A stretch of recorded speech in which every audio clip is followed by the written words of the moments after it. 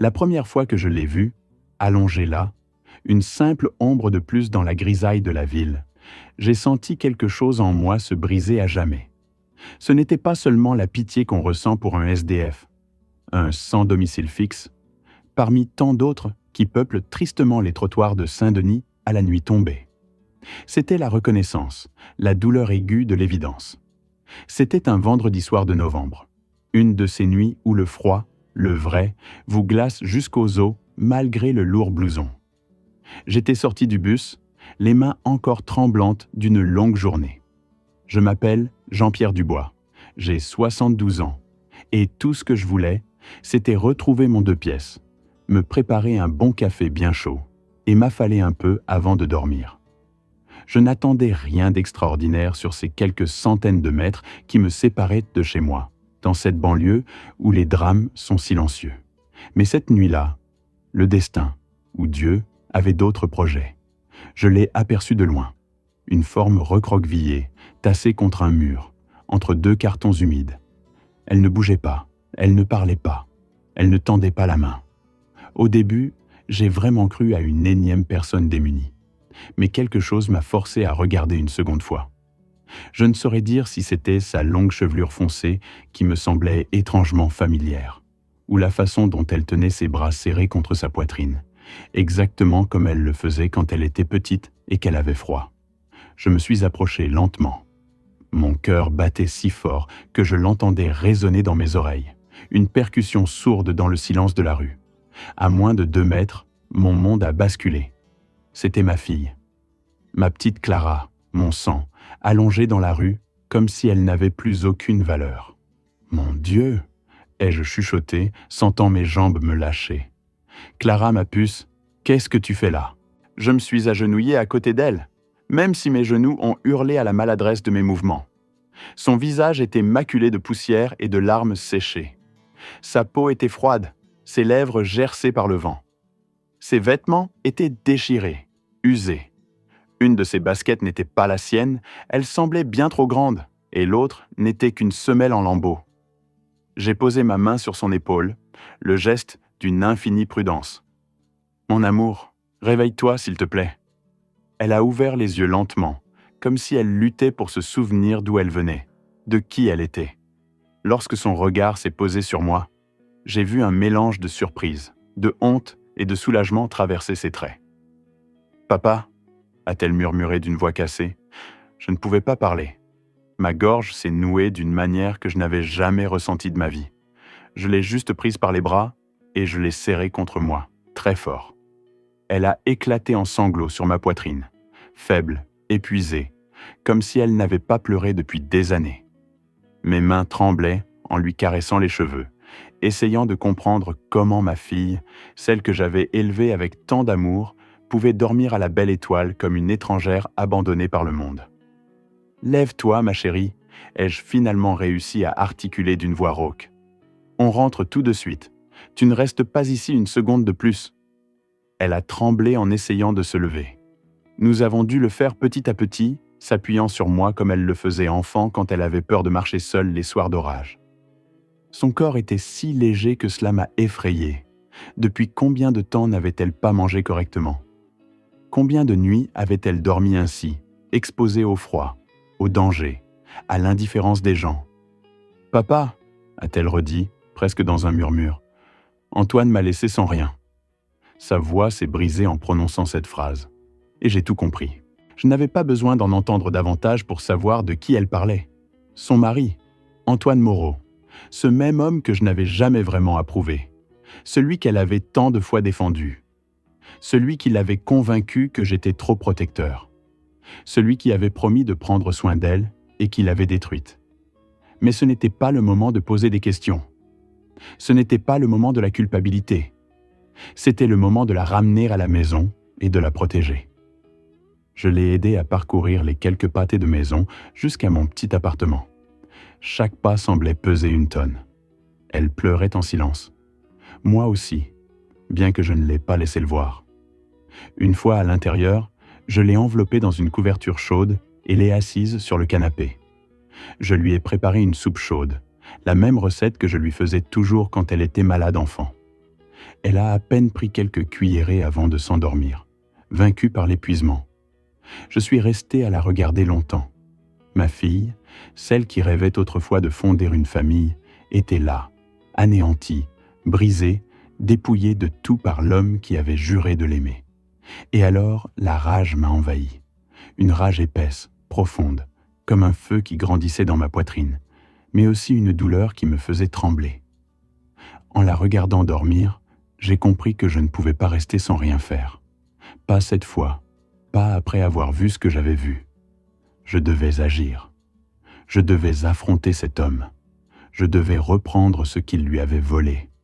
Pendant que je me préparais une tasse de thé pour rester éveillé, mon esprit a commencé à échafauder un plan. Un plan qui n'avait rien à voir avec la violence physique, mais avec la dignité, avec la justice, avec l'amour paternel. Tout ce qu'il n'avait jamais eu pour elle. Et tandis que l'horloge sonnait 3 heures du matin, j'ai pris mon téléphone et cherché l'adresse du nouvel appartement où il vivait avec sa maîtresse, Sophie. Le Clos des Tilleuls, à Neuilly-sur-Seine. Là, dans un immeuble de standing, entouré de luxe qui ne lui appartenait pas vraiment, dormait paisiblement l'homme qui avait laissé ma fille dormir dans la rue. Assis à côté de Clara endormie, j'ai décidé que le lendemain, j'irais le trouver. Je ne savais pas exactement ce que je ferais quand il ouvrirait la porte, mais je savais une chose. Jamais de sa vie, il n'oublierait ce qui était sur le point d'arriver. Au réveil, il était presque 9 heures du matin. J'avais dormi sur la chaise de la salle à manger, la tête posée sur mes bras.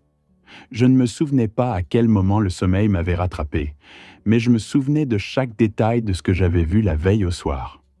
Ma fille était toujours là, recroquevillée sur le canapé, enveloppée dans la couverture que j'avais mise sur elle.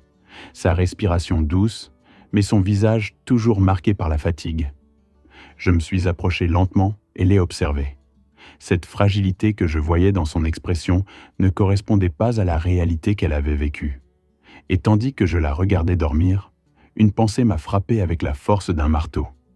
Clara avait été absente de ma vie depuis 2 ans, et je n'aurais jamais pu imaginer qu'elle en était arrivée là. Cela m'a fait mal. Cela m'a transpercé. J'ai fait du café en silence pour ne pas la réveiller. Mais 10 minutes plus tard à peine, je l'ai entendue bouger. Elle s'est redressée lentement, comme si son corps était encore trop lourd. Quand elle a ouvert les yeux et m'a vu, elle a souri. Mais c'était un sourire brisé, comme si elle luttait pour se souvenir comment faire. « Bonjour, papa », a-t-elle murmuré. Je me suis approché et me suis assis à côté d'elle. Je ne voulais pas la brusquer, mais je savais qu'elle devait parler. Elle le savait aussi. « Tu veux manger quelque chose ?» ai-je demandé pour lui donner du temps. Elle a secoué la tête. « Non, j'ai juste besoin de te raconter ce qui s'est passé. » J'ai pris une profonde inspiration et j'ai hoché la tête. « Je suis là, ma puce. Dis-moi tout. N'aie pas peur. » Elle a serré ses mains l'une contre l'autre, tremblant légèrement. Ses yeux regardaient vers le bas, évitant les miens. Et puis, elle a commencé. « Papa, il a vendu la maison sans me dire un mot. » Clara a commencé à trembler. Je l'ai appris quand les nouveaux propriétaires y sont arrivés avec l'acte notarié et l'huissier de justice, et m'ont demandé de partir. La maison valait environ 350 000 €, une somme qu'il a empochée seul. Il vivait déjà avec Sophie, et je n'avais nulle part où aller. J'ai senti une vague de chaleur me traverser la poitrine, de la pure fureur, une indignation absolue. « Mais comment a-t-il pu te faire ça ?» ai-je réussi à articuler difficilement. Elle a secoué la tête. « Parce qu'il a toujours été comme ça, papa. J'ai juste tout caché pour que tu ne souffres pas. Il me manipulait. Il me faisait croire que si je te disais quelque chose, ça allait te provoquer une crise cardiaque, que tu ne supporterais pas, qu'il valait mieux te laisser tranquille. » J'ai écouté en silence, sentant mon cœur se serrer. « Mais ce n'est pas le pire, » a-t-elle poursuivi, et sa voix s'est brisée. Quand il est parti avec Sophie, il m'a laissé sans un sou. J'ai trouvé quelques missions d'intérim par-ci, par-là, payées au SMIC, mais ce n'était pas suffisant pour quoi que ce soit. J'ai dormi chez des amis, puis dans des hôtels bas de gamme, et j'ai fini à la rue. Je n'en pouvais plus. J'ai pris sa main. Elle était glaciale, mais sa douleur, elle, brûlait. « Pourquoi tu n'es pas rentré à la maison ?» ai-je demandé presque dans un murmure. Elle a recommencé à pleurer. Parce que j'avais honte, papa. Honte que tu me vois comme ça, vaincu. Et parce qu'il n'arrêtait pas de me répéter que tu serais mieux sans moi, que j'étais un fardeau, que si je revenais, je gâcherais ta vie. Je l'ai cru. J'ai été bête. J'ai soulevé doucement son visage pour qu'elle me regarde dans les yeux. « Écoute-moi bien », lui ai-je dit d'une voix ferme, mais tremblante d'émotion. « Jamais, jamais tu n'as été un fardeau. Tu es ma fille, ma famille, mon sang. J'aurais traversé le monde pour t'aider. Comment as-tu pu penser que je serais mieux sans toi ?» Elle s'est effondrée. Ses pleurs ont inondé la pièce. Sa douleur se mêlait à mon impuissance. Je l'ai serrée dans mes bras tandis que son corps tremblait. « Je suis désolé, papa », a-t-elle répété encore et encore. « Je suis désolé. »« Tu n'as pas à t'excuser, ma chérie, » ai-je répondu, lui caressant les cheveux. « Tu n'as rien fait de mal. Tu as été victime d'un homme sans âme. Mais maintenant, tu es ici avec moi, et tu ne passeras plus jamais une seule nuit dans la rue. Je te le jure. » Elle est restée longtemps serrée contre moi. Lorsqu'elle s'est finalement calmée, elle a pris une profonde inspiration et a ajouté « Il vit au Clos des Tilleuls avec Sophie. Ils attendent un enfant. C'est pour ça qu'il a vendu la maison si vite. Il voulait l'argent pour sa nouvelle vie. » Cette phrase m'a transpercé la poitrine comme une balle. Cet homme misérable avait donc échangé ma fille contre une femme plus jeune et une vie plus confortable, sans remords, sans culpabilité, sans merci. Je me suis levé du canapé et j'ai commencé à marcher dans le salon, incapable de contrôler la rage qui bouillonnait dans mes veines. « Papa, qu'est-ce que tu vas faire ?» a demandé Clara, inquiète. Je me suis arrêté. Je l'ai fixé. J'ai senti mes mains se crisper en poing. « Je vais faire ce que j'aurais dû faire il y a longtemps, » ai-je dit d'une voix profonde. « Je vais aller lui parler. » Elle a ouvert de grands yeux de peur. « Papa, non, s'il te plaît. Il est dangereux. Tu ne sais pas de quoi il est capable. » « Et il ne sait pas de quoi je suis capable ?» ai-je rétorqué, sans détourner le regard. Elle a dégluti. « Promets-moi que tu ne vas rien faire de mal. » Je l'ai regardée avec tendresse, mais avec une certitude que je n'avais pas ressentie depuis des années. « Je te promets que je ne ferai rien qui puisse te nuire, mais je ne vais pas laisser l'homme qui t'a détruite continuer à vivre comme si de rien n'était. » Elle a baissé les yeux. Je pense qu'elle a compris que ma décision était irréversible. Je suis allé dans ma chambre, j'ai ouvert le tiroir de mon bureau et j'ai sorti un vieux porte-documents en cuir où je gardais les papiers importants. Je ne savais pas encore ce que j'allais utiliser, mais je savais qu'il me faudrait quelque chose, n'importe quoi, une preuve, une donnée, un indice, car ce que cet homme avait fait ne pouvait pas rester impuni. Alors que je fouillais parmi les papiers, j'ai entendu la voix de ma fille. « Papa, merci de m'avoir ramassé hier soir. » Je me suis retourné. Elle était à l'entrée de la pièce avec un sourire fragile, mais sincère. Et ce sourire m'a donné la force dont j'avais besoin. « Clara, » lui ai-je dit d'une voix douce, m'approchant d'elle, « ne pense plus jamais que tu es seule. » Je l'ai serrée dans mes bras une fois de plus. Et ce matin-là, alors que le soleil commençait à peine à percer à travers les immeubles de Saint-Denis, je savais avec certitude que le lendemain, je regarderais dans les yeux l'homme qui avait ruiné sa vie et qu'il n'oublierait jamais ce qui était sur le point d'arriver. J'ai peu dormi cette nuit-là. Presque pas, en fait. Chaque fois que je fermais les yeux, je revoyais le visage de ma fille, sale, fatiguée, vaincue. Et puis, je voyais le visage d'Antoine Moreau, l'homme qu'elle avait appelé Marie pendant tant d'années. Un homme qui l'avait utilisé, trompé et abandonné sans le moindre remords. Je me suis levé avant que le soleil ne soit complètement levé. J'ai fait du café, j'ai mis mon gros blouson et je me suis assis à la table de la cuisine, regardant le porte-documents que j'avais sorti la veille. Je ne savais toujours pas exactement ce que je cherchais, mais quelque chose en moi me disait qu'il y avait là des pièces d'un puzzle que je n'avais pas voulu voir auparavant. Tandis que je passais en revue de vieilles factures, des contrats et une copie de l'acte de mariage de ma fille, j'ai entendu ses pas légers derrière moi. Elle s'est approchée avec une expression mêlant honte et soulagement. « Bonjour, papa », a-t-elle murmuré. « Bonjour, ma chérie. Tu as pu te reposer ?» Elle a hoché la tête, bien que ses yeux disent autre chose. « J'ai mieux dormi que depuis des années », a-t-elle avoué, et cela m'a déchiré l'âme. Je lui ai versé une tasse de café bien chaud et nous nous sommes assis face à face. La lumière du matin entrait par la fenêtre et éclairait son visage. C'était comme revoir le reflet de la petite fille que je portais autrefois sur mes épaules pour l'emmener au jardin des Tuileries. Celle qui me demandait des histoires avant de dormir. La même qui avait promis de m'appeler tous les jours lorsqu'elle est partie vivre avec Antoine.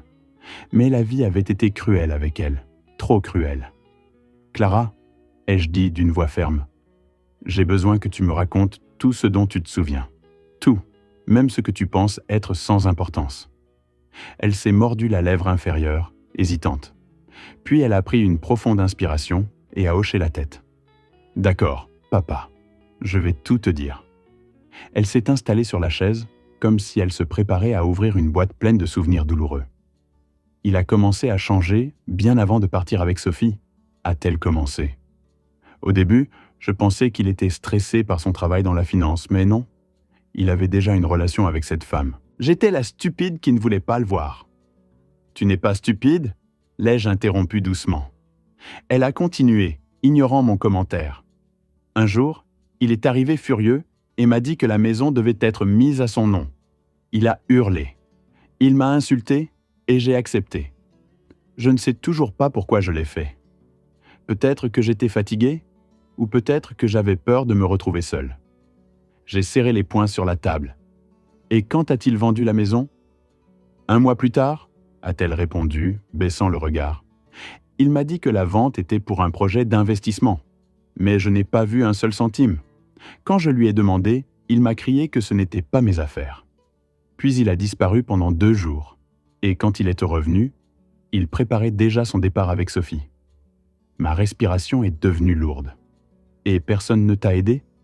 Pas d'avocat? Pas d'amis? Il m'a convaincu que si je le dénonçais, il pourrait dire que j'étais instable mentalement et que je perdrais tout droit. Il m'a même dit qu'il pouvait me retirer mon nom de famille, l'effacer. Il m'a terrorisé, papa. J'ai ressenti quelque chose que je ne pouvais pas décrire. Ce n'était pas seulement de la rage. C'était une douleur ancienne, profonde, presque primitive, comme si l'injustice commise contre ma fille s'était enfoncée dans ma propre chair. Je me suis levé de ma chaise, poussé par le besoin de marcher. « Papa, à quoi penses-tu » a-t-elle demandé, inquiète. « Je pense, ai-je dit, le cœur battant la chamade, que cet homme va payer pour tout ce qu'il t'a fait, que je vais le regarder dans les yeux et lui rappeler qui je suis, et que je ne le laisserai plus jamais détruire ta vie. Plus jamais. » Elle est restée silencieuse. Puis, lentement, elle a parlé. « Papa, j'ai peur. » Je me suis retourné et l'ai regardé avec tendresse. « Tu n'as pas à avoir peur, pas tant que je suis en vie. » Elle s'est levée et m'a serré dans ses bras. Son corps tremblait, le mien aussi. Nous étions 2 âmes blessées, cherchant force l'une dans l'autre. Quand elle s'est éloignée, elle est allée à son sac et en a sorti une enveloppe froissée et presque déchirée. « J'ai trouvé ça il y a longtemps, » a-t-elle dit. « Il ne sait pas que je l'ai. Je l'ai gardé sans savoir pourquoi, mais peut-être que ça te sera utile. » Je l'ai prise dans mes mains. J'ai ouvert l'enveloppe avec précaution. À l'intérieur se trouvaient des copies d'emails imprimés, des bouts de contrats, des messages SMS, tous liés à la vente de la maison. Il y avait des mouvements bancaires suspects, des dépôts sur des comptes inconnus. Et une chose qui a attiré mon attention. Un message de Sophie lui disant « Vends-la maintenant. On a besoin de conclure pour l'appartement du Clos des Tilleuls. » J'ai posé mes mains sur la table. J'ai senti que tout s'imbriquait. Chaque pièce, chaque tromperie, chaque mensonge.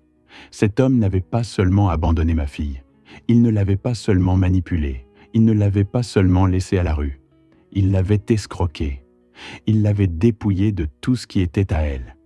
Et par-dessus le marché, il avait utilisé cet argent pour bâtir sa nouvelle vie. J'ai été debout pendant une longue minute, les yeux fixés sur ces papiers. C'était le début de mon chemin. C'était mon arme. C'était la porte pour détruire ce qu'il avait construit. J'ai rendu les papiers à ma fille et lui ai caressé le visage. « Ma chérie, merci de me faire confiance. » Elle a souri faiblement. « Qu'est-ce que tu vas faire avec ça, papa ?» J'ai pris une inspiration. « Je vais obtenir justice, mais pas avec des coups, pas avec la violence. Je vais le faire comme il se doit, avec intelligence, avec stratégie et avec calme. J'ai fait un pas vers la fenêtre et j'ai regardé dehors. Aujourd'hui, je n'irai pas encore le voir, ai-je ajouté. Pas tant que je n'aurai pas tout ce dont j'ai besoin.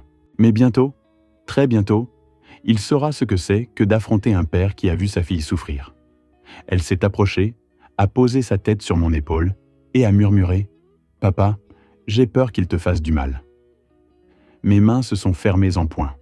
Le plan était né, j'ai passé la matinée à éplucher chaque document que ma fille avait conservé dans cette enveloppe froissée. C'étaient des pièces éparses, des fragments d'un puzzle qui commençaient enfin à montrer une image claire. Mais je savais que si je voulais démasquer cet homme, je ne pouvais pas me contenter de vagues papiers et de simples soupçons. J'avais besoin de preuves solides, de témoins, de détails et de connaître de près la vie factice qu'il avait bâtie sur la souffrance de ma fille.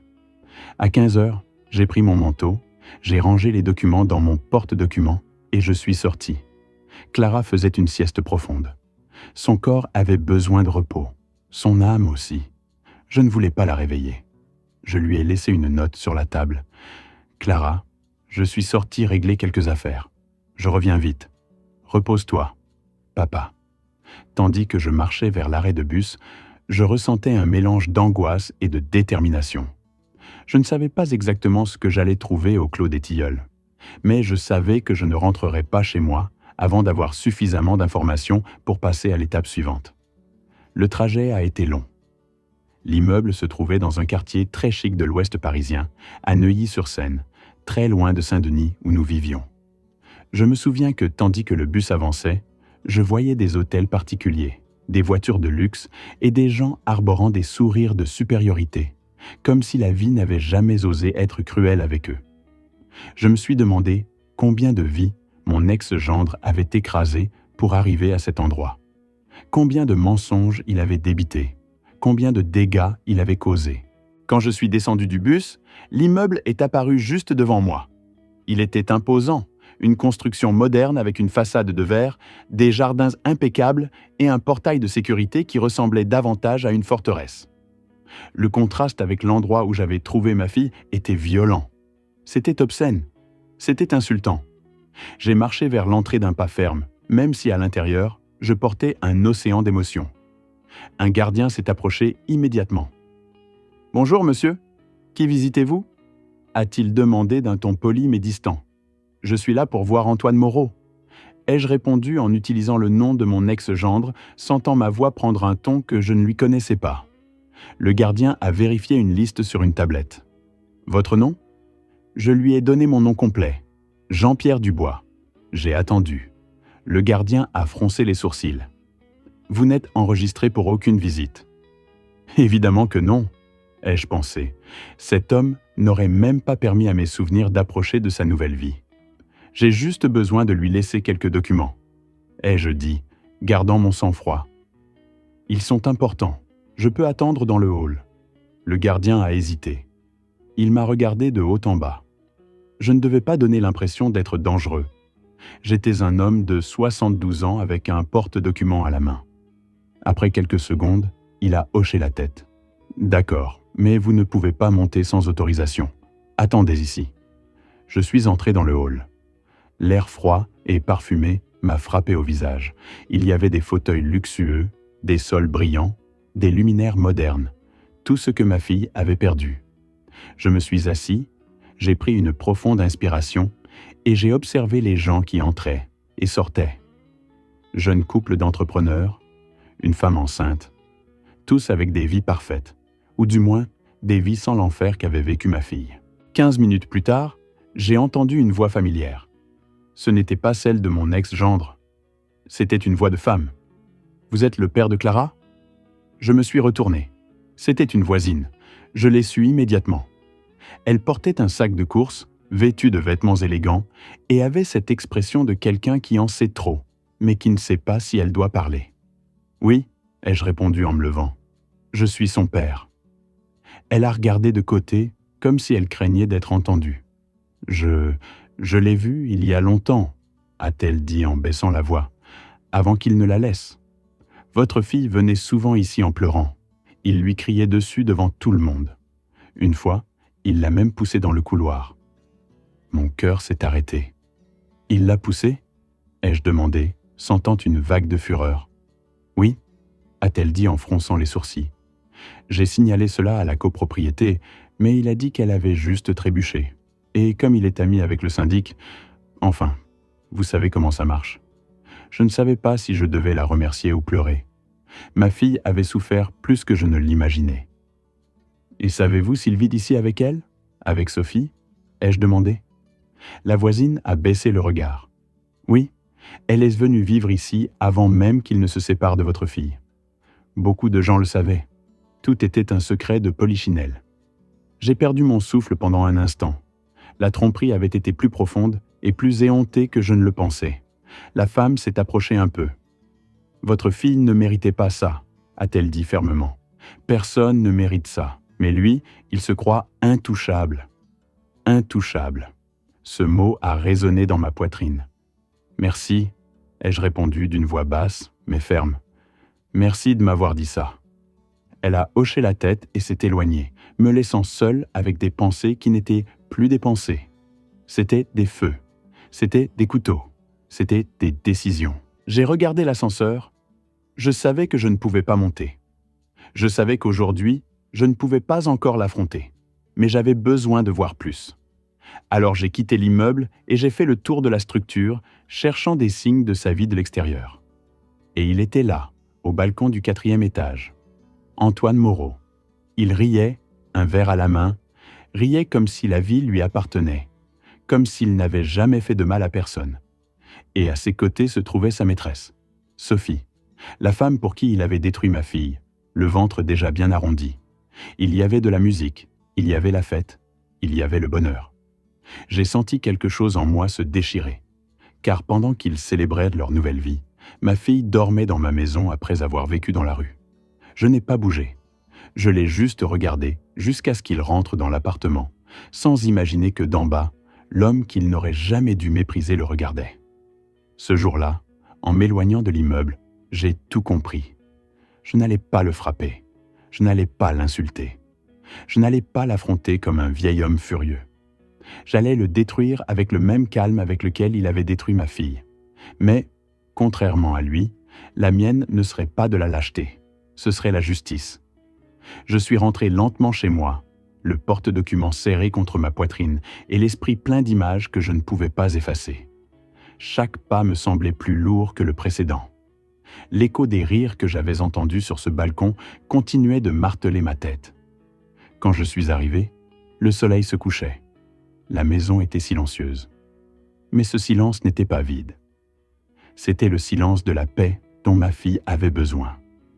Je me suis approché du canapé. Cette fois, elle était réveillée, fixant la fenêtre comme si elle essayait de comprendre à quel moment sa vie s'était brisée. « Clara », ai-je dit doucement. Elle a tourné la tête et a souri, mais ce sourire faisait mal. C'était un sourire de gratitude, assombri par la tristesse. « Papa, te revoilà !» Je me suis assis à côté d'elle. Il y a eu un long silence entre nous, un de ceux qui parlent d'eux-mêmes. Elle savait que j'étais allé au Clos des Tilleuls. Je savais qu'elle voulait demander, mais aucun de nous n'a parlé tout de suite.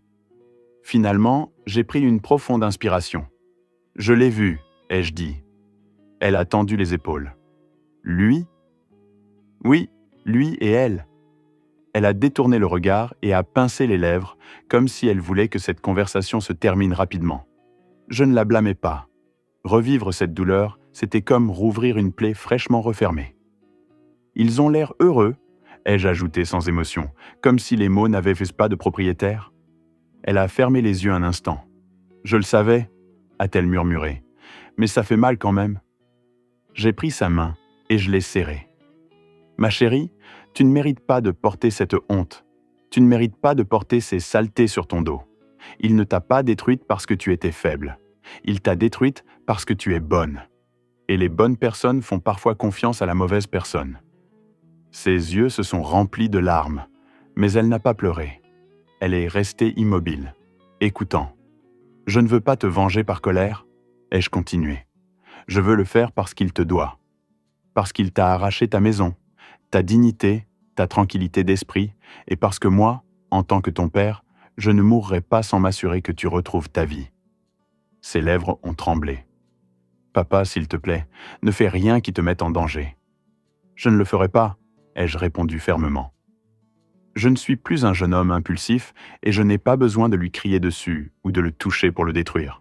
Ce que je vais le faire bien.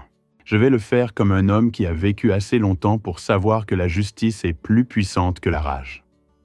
Elle est restée à me regarder longtemps, comme si elle essayait de se reconnaître dans mes mots, ou peut-être d'y reconnaître le père qu'elle avait cru invincible autrefois. « Papa, je t'aime », a-t-elle dit, se brisant un peu.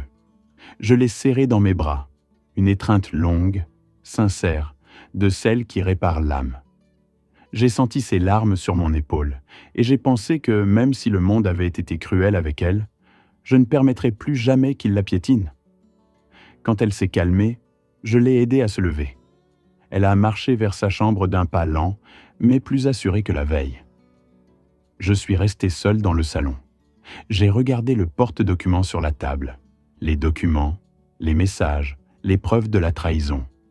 Et là, dans ce silence lourd, j'ai senti la clarté que j'attendais depuis l'instant où je l'avais trouvé dormant dans la rue. Ce n'était plus seulement de la douleur. Ce n'était plus seulement de la rage. C'était un but si solide qu'il semblait faire partie de mon propre corps. Je me suis approché de la fenêtre. La nuit était tombée. Les lampadaires éclairaient la solitude de mon foyer. J'ai pensé à ma fille, dormant en sécurité, sous un toit à nouveau. J'ai pensé à l'homme qui l'avait détruite et qui vivait maintenant comme un roi. J'ai pensé à la femme qui l'accompagnait, à sa grossesse, à la vie parfaite qu'ils avaient construite sur des mensonges. Et sans m'en rendre compte, j'ai parlé à voix basse.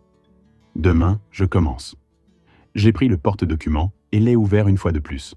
Chaque document était une graine de vérité. Chaque message était une faille. Chaque signature, chaque date, chaque conversation imprimée était un couteau que je pouvais enfoncer avec une précision chirurgicale. Je n'avais pas besoin de violence. Je n'avais pas besoin de menaces. Je n'avais pas besoin de risquer ma liberté ou mon intégrité. J'avais juste besoin d'organiser tout cela. Et là, j'ai su ce que je devais faire. J'ai commencé à classer les papiers par date, puis par type, puis par pertinence légale. J'ai sorti un vieux carnet que je gardais dans un tiroir, celui où j'inscrivais les dépenses de la maison et les anniversaires. Ce jour-là, ce carnet est devenu mon arme. J'y ai tracé les premières lignes du plan. Un plan lent, un plan froid, un plan impossible à arrêter une fois lancé. Mon ex-gendre avait un point faible, un qu'il n'avait pas remarqué jusqu'à ce moment. Sophie ne savait pas que la maison qu'il avait vendue appartenait à ma fille. Elle ne savait pas qu'elle avait été achetée grâce à leurs efforts mutuels. Et par-dessus tout, elle ne savait pas qu'il avait commis une fraude en mettant la propriété à son nom par la manipulation émotionnelle et les menaces. Les murs de cet appartement luxueux du Clos des Tilleuls étaient bâtis sur un secret que seul moi pouvais détruire. J'ai fermé le porte-document. J'ai respiré profondément. J'ai regardé l'horloge. 22 heures. Ma fille dormait paisiblement dans sa chambre. Moi, en revanche, j'étais éveillé. Plus éveillé qu'à n'importe quel autre moment de ma vie, car je savais quelque chose avec une certitude absolue. Demain serait le début de la fin pour lui et le début d'une nouvelle vie pour ma fille. J'ai dormi à peine quelques heures, mais je me suis levé avec une clarté que je n'avais pas ressentie depuis des décennies. Le lever du soleil entrait par la fenêtre comme une ligne dorée, fendant l'obscurité de la chambre en deux. Je me suis habillé lentement, avec la solennité de quelqu'un qui se prépare à quelque chose d'inévitable. Je me suis lavé le visage, j'ai peigné mes cheveux gris et je me suis regardé dans le miroir. Je n'ai pas vu un vieil homme. J'ai vu un père. J'ai vu un protecteur. J'ai vu quelqu'un qui en avait assez, que la vie lui prenne ce qu'il aimait. J'ai pris le porte-document avec les preuves et je l'ai mis dans ma mallette en cuir, celle que j'utilisais il y a de nombreuses années quand je travaillais encore. Avant de partir, je suis passé par la chambre de ma fille. Elle dormait profondément, respirant avec un rythme que je n'avais pas entendu depuis son mariage. Je l'ai regardée un instant. J'ai ajusté une couverture sur ses épaules. « Aujourd'hui, je commence à te rendre ta vie. » Ai-je murmuré sans qu'elle m'entende. Je suis parti et j'ai fermé la porte doucement. Le chemin vers le clos des Tilleuls m'a paru différent cette fois.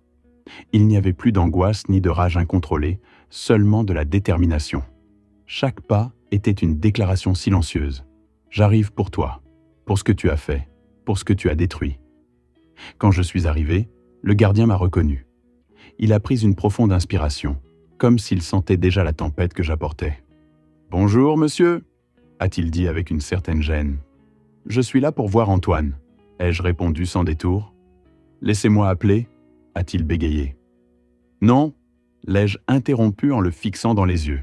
« N'appelez pas, je monte. » Le gardien a hésité. Il a regardé vers sa guérite. Il a regardé vers l'immeuble. Il savait qu'il ne pouvait pas m'arrêter sans provoquer de problème.